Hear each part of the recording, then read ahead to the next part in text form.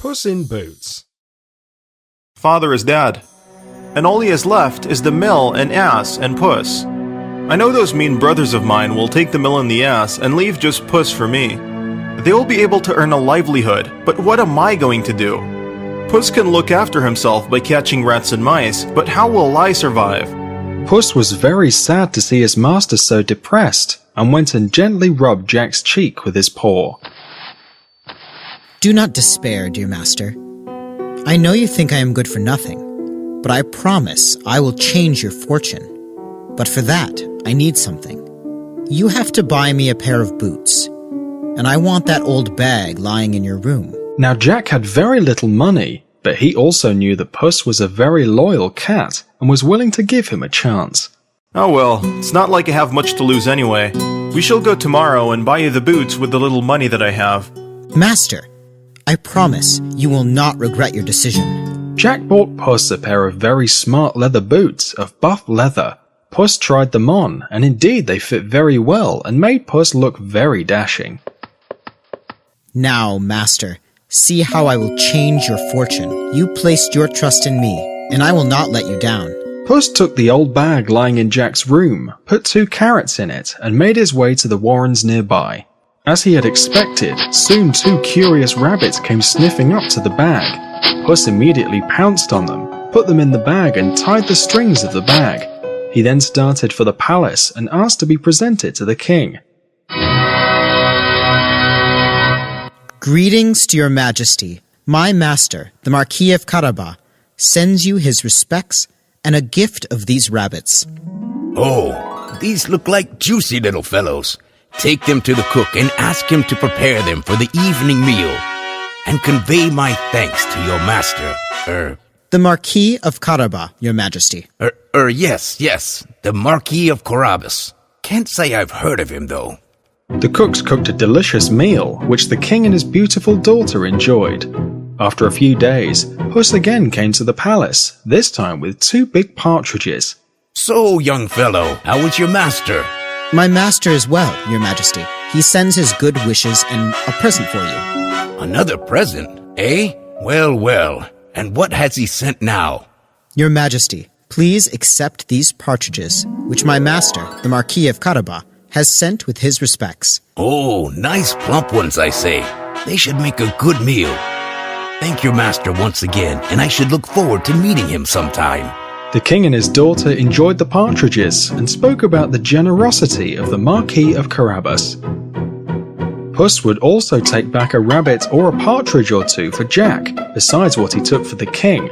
Thus, Jack and Puss lived life comfortably in their small hut, and Jack was never hungry anymore. As time passed, Puss made several trips to the palace with fine game for the king, always telling the king that it was from his master. The noblemen at the palace were also all speaking about the Marquis of Carabas, whom none had seen or heard of, but everyone was curious about. I think it is now time for the king to meet my master. How is that going to happen? My master has no fine clothes nor a carriage to take him to the palace. I have to think of some plan. The next day when Puss set off to catch some rabbits, he saw some people talking excitedly by the road leading to the river. Curious, he walked up to the crowd to find out what was happening, and heard the people saying that the king and his beautiful daughter would be passing by the next day. A brilliant idea came into Puss's mind, and he rushed home. Master! Hold on, what's the matter? Master, it is time to introduce you to the king. Puss, are you out of your mind? I think you need to rest a bit. No, master. This is the opportunity for us. Tomorrow, the king is passing this way with his daughter, and this is the opportunity for us. I really don't know what you're talking about, but I think you want us both to be killed by the king. Master, just listen to me, please. Trust me, and just do as I tell you to. Jack was not completely convinced, and was not too keen to go before the king.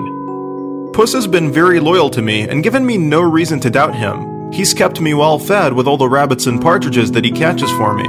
Maybe I should trust him, as he seems so confident of himself. Oh well, I'll go along with you, but I just hope you know what you're doing and don't land me and yourself in trouble. Don't you worry, Master. Your fortune is going to change, and your days in this miserable hut are soon going to be over. The next day, Puss took Jack to the river beside which the king was supposed to pass. When he saw from afar the king's carriage approaching, he went to Jack. Quick, master. Take off your clothes and get into the water. What the? Are you out of your mind? Please do as I tell you, master. There is no time to be lost. I just hope you know what you're doing. Puss quickly hid Jack's old and tattered clothes and went back to where Jack was standing in the cold water. As the king's carriage came near, Puss started shouting out, Help, help! Oh, someone please help! The king looked out of the carriage window and instantly recognized Puss. Oh, your majesty. My master had come to bathe in the river and some robbers have made off with his clothes.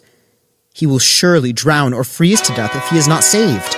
The king immediately ordered his attendants to bring Jack out of the water and sent a groom to the palace to bring a fine suit for Jack.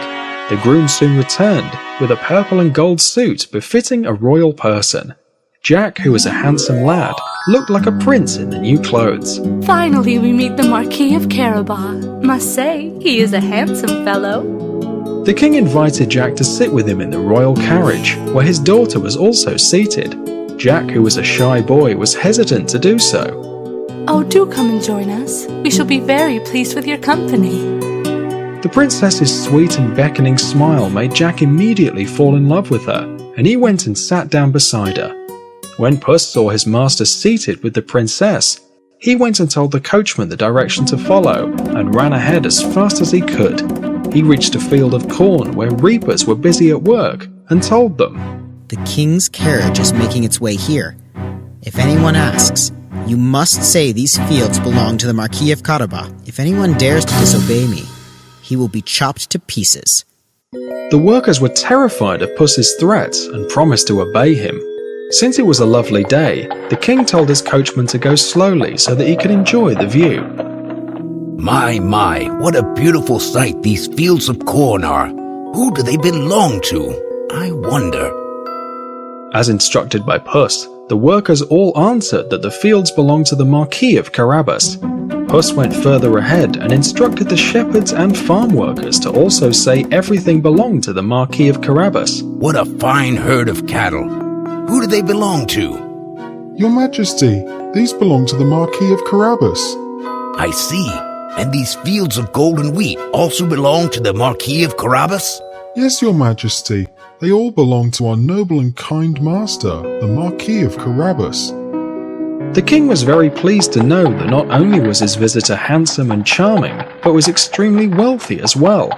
Of course, Jack had no idea how Puss was doing all this, but he had fallen so much in love with the beautiful princess that he could think of nothing else. In the meanwhile, Puss had rushed ahead to the castle of the very, very mean ogre, who not only owned a beautiful castle, but also all the fields and cattle that Puss had told everyone to say belonged to the Marquis of Carabas. Greetings, sir. Ah, Puss in Boots.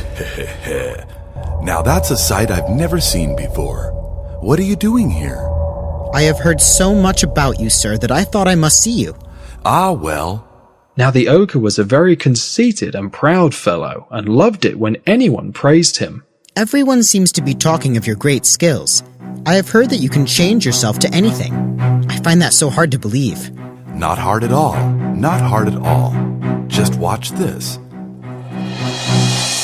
Suddenly, instead of the ogre, there is a big ferocious lion sitting in front of Puss.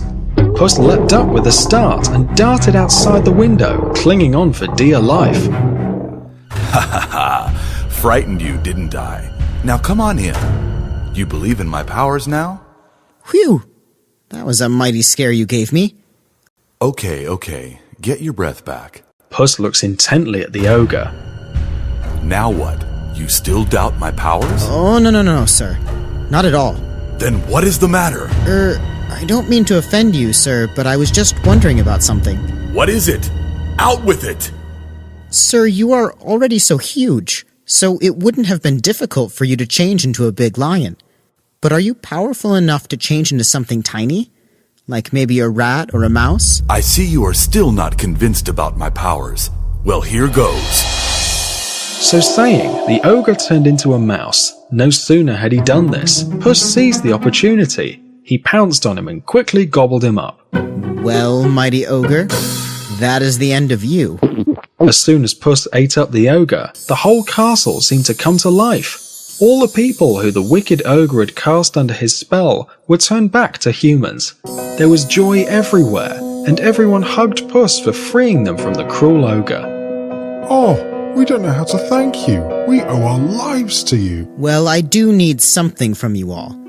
Soon the king of the land is coming this way, and you all need to hail the Marquis of Carabas, as he is your new master. Don't worry, he is not at all like the demon who you were under. Your new master is a very kind and noble soul. Anything for the new master. Good. Now I want you all to gather in the hall to welcome your new master, who will be arriving with the king himself. When the king saw the castle from afar, he wondered who the owner could be, and as they came near, he saw Puss standing by the gates, bowing low to the king. Welcome, your majesty, to the castle of my master, the Marquis of Carabas. My, this is one fine castle, even more beautiful than my own palace. I'm sure it must be beautiful from within also. Do come in, your majesty, and see for yourself.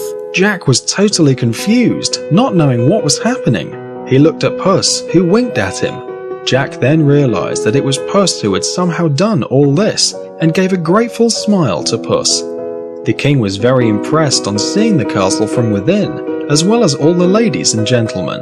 You are indeed a fine young man, generous and noble. I shall be the happiest man if you would accept my daughter to be your wife. Oh, what more could Jack have asked for? His loyal Puss had made him the owner of a wonderful castle full of treasures, and now the king himself was offering him the hand of his daughter in marriage, who he had already fallen deeply in love with. Your Majesty, it would be an honor to make the beautiful princess my bride. I will love her for the rest of my life. Oh, you couldn't have made me happier. I know that after me, you will rule the kingdom justly and with great wisdom. So, Jack and his princess lived happily ever after. And Puss? Oh, he was petted and pampered, had the best of cream and other goodies. Of course, he did not give up his favourite pastime of chasing the rats and mice, but only to keep himself entertained and exercise his legs a bit,